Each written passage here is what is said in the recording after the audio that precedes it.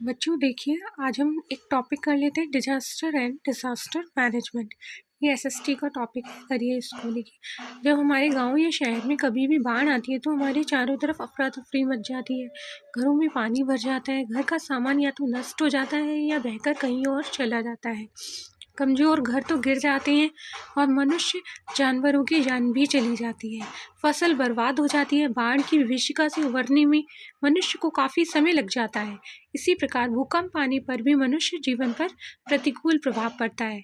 भूकंप, बाढ़ जैसी घटनाओं जिनसे मानव समाज, जानवरों और वनस्पतियों को बड़ी मात्रा में तथा तीव्र गति से हानि हो, उसे आपदा यानी कि डिजास्टर कहते हैं। डिजास्टर शब्द की उत्पत्ति फ्रेंच शब्द डिजास्ट्री से हुई है, जो दो शब्द डैश और एस्ट्री से मिलकर बना है।